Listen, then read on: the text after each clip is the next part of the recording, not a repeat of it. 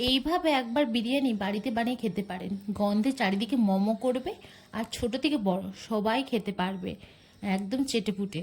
তো প্রথমে চালগুলো ধুয়ে নিয়ে এখন চালগুলো দিয়ে দিচ্ছি সেদ্ধ করতে। 80% মতো সেদ্ধ করব। আর এখানে যেন তেজপাতা, দারচিনি, লবঙ্গ আর এলাচ দিয়ে দিলাম, আর একটু তেল দিয়ে দিলাম 1 চামচের মতো।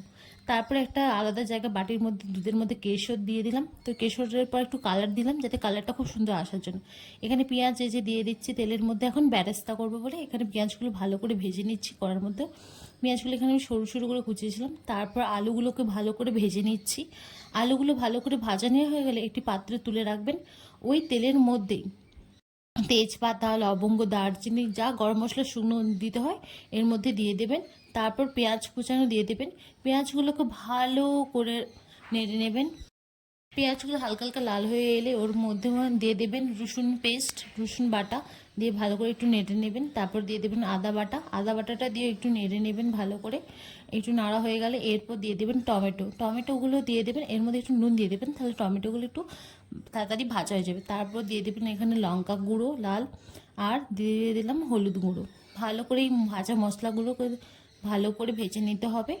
ভাজা হয়ে গেলে এর সাথে এরপর একটু নুন দেবেন। নুন দেওয়া হয়ে গেলে এবার যখন মশলা থেকে তেল ছেড়ে আসবে তার উপর দিয়ে দেবেন এরকম চিকেন বা মাংস, মুরগির মাংসগুলো দিয়ে দেবেন। ভালো করে নিয়ে ভালো করে এখানে কষাতে থাকবেন যতক্ষণ না মুরগির মাংস গা থেকে তেল ছেড়ে আসে, ততক্ষণ ভালো করে এখানে কষাতে থাকবেন। আর এখানে আমি লেগ পিস নিয়েছিলাম 4-5-6 পিসের মতো, বাড়ির প্রয়োজন মতো নিয়েছিলাম। আর বাদবাকি মাংস এখানে হবে ঝোল। তো কষা মাংসটা একটা পাত্রে আর কন্টেনারে তুলে নিলাম। আর এই যে এখানে আরেকটু পরিমাণে নুন দিলাম আমি, কারণ একটু অল্প অল্প করে নুন দিচ্ছি, অনেক দফায় নুন দিয়েছিলাম। আর তারপরে দেখুন কি সুন্দর লাল লাল তেল বেরিয়েছে। হ্যাঁ, এখানে ভাববেন যে মুরগিটা তোমার কষা হয়ে গেছে। চিকেনটা কষা হয়ে গেলে আমি একটা পাত্রে তুলে রেখেছিলাম। আর বাদবাকি আগে বললাম যে বাদবাকিটা হবে ঝোল। তো দাদুরা সব বিরিয়ানি খেতে খুব একটা অভ্যস্ত নয়, তাদের জন্য হবে সাদা ভাত আর চিকেনের ঝোল। আর এবার বিরিয়ানি প্রসেস স্টার্ট করে দিলাম, দমে দেব। তাই প্রথমে কড়ার মধ্যে ঘি মাখিয়ে নিলাম, তারপর দিয়ে দিলাম সবার নিচে দিয়ে দিলাম চিকেন কষাগুলো। দেওয়ার পর এর উপর দিয়ে দিলাম আলু দেওয়া হয়ে গেলে এর উপর এবার ছড়িয়ে দেবো ভাত। হ্যাঁ, এখানে আমি যেহেতু অনেকটা পরিমাণেই বসিয়েছিলাম, তো একটু বড় জায়গা নিয়েছিলাম। তো ভাতগুলো ভালো করে ছড়ানো হয়ে গেলে এর উপর দিয়ে দেবো বেরেস্তা, আগে থেকে ভেজে রাখা পেঁয়াজ। তারপর দিয়ে দেবো এই যে মিঠা আতর আর কেওড়া জল দিয়ে মিক্সড করা সেই কেশর দুধটা দিয়ে দিলাম, এর উপর ছড়িয়ে দিলাম। তারপর এর উপর দিয়ে দেবো বিরিয়ানি মশলা, যেটা সানরাইজে একটা পাওয়া যায়, দোকান থেকে নিয়ে এসেছিলাম। তো এখানে দিয়ে দিয়েছি। আর আমি এখানে কেওড়ার জল আর গোলাপ জলটা খুব অল্প পরিমাণে দিয়েছি, কারণ অতিরিক্ত হলে ভালো লাগে না, তো বারবার ঢেকুর দেয়। তাই ওই জন্য আমি এখানে পরিমাণ মতো আপনার স্বাদ অনুযায়ী নিয়ে নেবেন, যতটা পারবেন স্মেল ভালো লাগে ততটা নিয়ে নেবেন। তারপর আবার আমি দ্বিতীয় লেয়ার করেছিলাম, আবার চিকেন কষা আর আলু দিয়ে দিলাম, তারপর উপর দিয়ে ভাত ছড়িয়ে দিলাম। ভালো করে এখানে হাত দিয়ে ভাতগুলোকে চারিদিকে ছড়িয়ে নিলাম।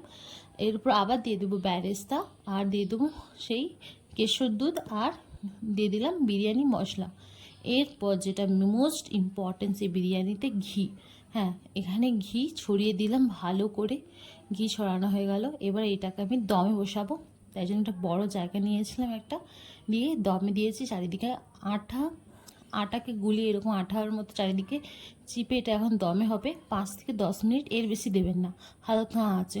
তো দেখুন কীরকম ধোঁয়া বেরোলো, একটা দারুণ গন্ধ বেরাচ্ছিলো, এত গন্ধ যে চারিদিকে মোমো করছিল, পুরো গ্রাম শুদ্ধ মনে লোকে নাকে মনে ঢুকে গেছে। তো এখানে স্যালাডের সাথে আমি সার্ভ করেছিলাম, আর ছিল এরকম ডিম সিদ্ধ। তো তোমাদের যদি ডিম সেদ্ধ ভালো লাগে তো নিতে পারেন, আর আমি এখানে নিয়েছিলাম। তো ডিম সিদ্ধটাও দারুণ ছিল, হাফ বয়েল হয়েছিল, খেতে দারুণ আর ফাটাফাটি। এরকম রেসিপি পেতে গেলে আমার চ্যানেলটাকে প্লিজ সাবস্ক্রাইব